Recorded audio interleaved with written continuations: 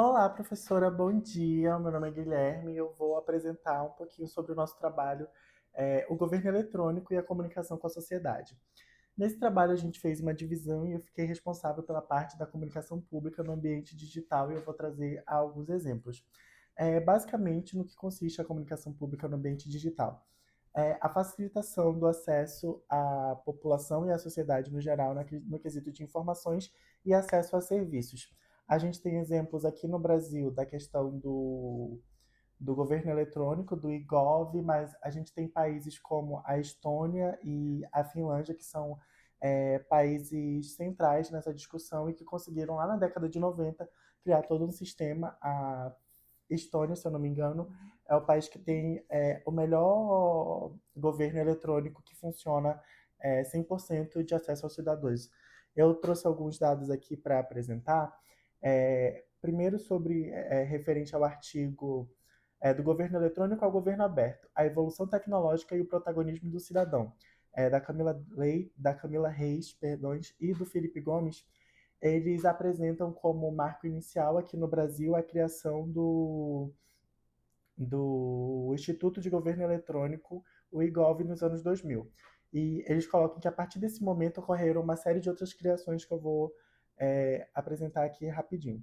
O Comitê Executivo do Governo Eletrônico, em 2002, é, o estabelecimento de regras e diretrizes para o sítio de administração, também em 2002, perdão.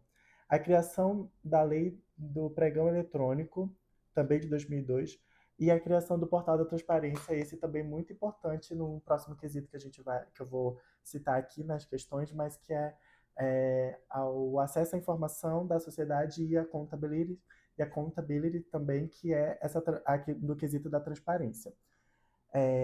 O controle de gastos do comitê pela internet, o Programa Nacional de Gestão Pública e Desburocratização e o modelo de acessibilidade do governo eletrônico em 2005.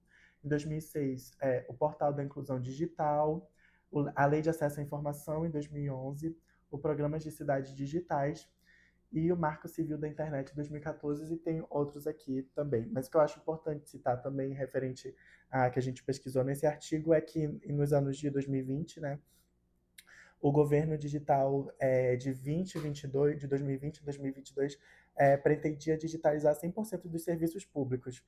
E teve também a questão da pandemia, né, que foi um facilitador para esse um facilitador e se tornou isso uma necessidade, essa digitalização. No Brasil, o Portal eGov é um bom exemplo de serviço unificado, onde você encontra serviços públicos em um só lugar. A nível municipal, a gente vê algumas prefeituras que já oferecem esse serviço online, como agendamentos, consultas e emissão de documentos. No quesito de prefeituras, a gente tem a Prefeitura de Manaus, que oferece no seu portal serviços como emissão da questão de IPTU, questão de documentos de terrenos, e tem outros serviços também que o cidadão consegue por meio do site. Essa facilitação é um bom exemplo de serviço de comunicação pública no ambiente digital, né? A gente tem um exemplo também de outra prefeitura, que é a Prefeitura de Recife, a Prefeitura Municipal de Recife, que é mais avançado, mais agilizado, e lá você já consegue, pelo WhatsApp, marcar consultas, exames, você tem todo um acesso. E um exemplo também de onde o governo e a comunicação elas se unem para facilitar a vida do cidadão. Aí aqui a gente tem, eu achei interessante a gente trazer o exemplo aqui da Estônia, que, pelo que eu pesquisei online, a Estônia é frequentemente citada como um dos líderes mundiais em governo digital. O processo de digitalização da Estônia foi marcado por algumas características chaves, que foram essas. A visão a longo prazo, que a Estônia começou a investir em infraestrutura digital e serviços online na década de 90, demonstrando uma visão a longo prazo para a transformação digital do governo. A identidade digital, que basicamente é uma carteira de identidade dos cidadãos de forma online. A inoperabilidade, a Estônia priorizou a inoperabilidade entre os sistemas de governo, o que significa que diferentes agências podem compartilhar informações de forma eficiente, evitando a duplicação de dados e simplificando o processo para os cidadãos. A gente vê um pouco disso que o Brasil está desenvolvendo isso agora, né, que há muito pouco tempo ele unificou tudo no eGov, então você tem todo para acessar qualquer serviço do Brasil, como INSS, fazer Enem, SISU, então todos os serviços você consegue com o acesso pelo eGov, mas que no começo teve essa questão porque cada uma dessas plataformas tinha sua, você criava o seu login, tinha a sua forma de acesso. A gente tem também exemplos aqui no Brasil, a questão da carteira digital, né, de habilitação e o e-título também.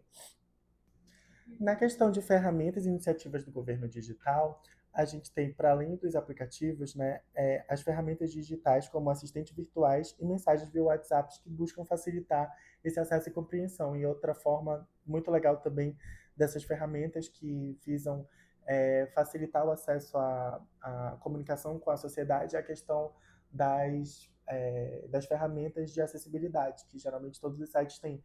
Então, para você que tem alguma dificuldade de visualização, então para você que precisa ouvir, é bem interessante. E agora a gente vai falar alguns modelos de comunicação público no ambiente digital. A gente tem o modelo informacional, que ele é focado na disseminação de informações relevantes e de interesses públicos, como notícias, dados, serviços e legislação. Utiliza principalmente sites, portais da transparência e perfil em redes sociais para divulgação. O engajamento que ele busca é criar um relacionamento mais próximo com o cidadão, incentivando a interação, o debate e a participação em processos decisórios. Ferramentas como enquete online, fóruns de discussão, transmissão ao vivo com espaços para perguntas e comentários. Como a gente pode ver nesse quesito, se encaixaria aqui perfeitamente as redes sociais. A gente tem prefeituras, governos e até o governo federal que utilizam de rede social para tanto comunicar e funciona como uma via de mão dupla e você vai gerando esse engajamento e você recebe em tempo real esse feedback da população. O serviço que, como a gente já citou acima, os aplicativos, enfim, que foca no atendimento virtual e, e tudo isso consiste na participação cidadã, né? Que visa fortalecer a democracia e a cidadania ativa, utilizando plataformas digitais para consultas públicas, orçamentos participatórios e outras formas de envolvimento na sociedade e da gestão pública.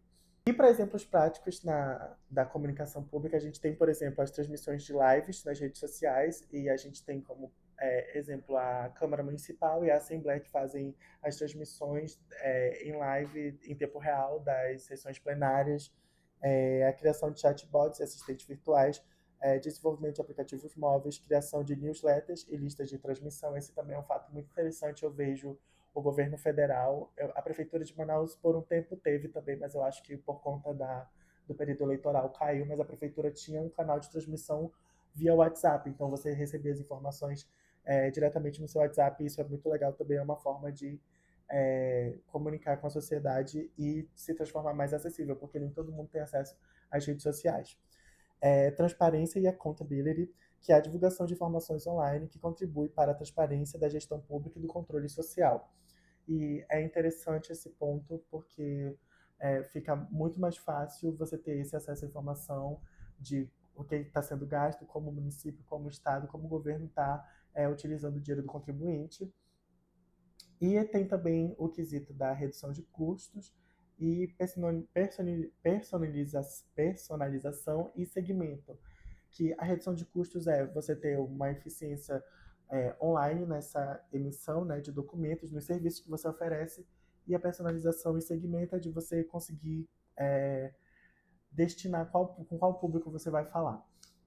E aí eu trouxe também, os meninos abordaram na apresentação, mas só para fechar aqui, os desafios da comunicação pública digital, e inclusive no Brasil, que ainda é algo que a gente já está bem avançado, principalmente com a unificação do eGov, mas tem dados que tem questões que precisam ser trabalhadas e aprimoradas. A gente tem a inclusão digital, que é garantir o acesso à internet e a dispositivos para toda a população, superando a exclusão digital. O combate à desinformação e à fake news, que desenvolver estratégias para identificar e combater a disseminação de informações falsas.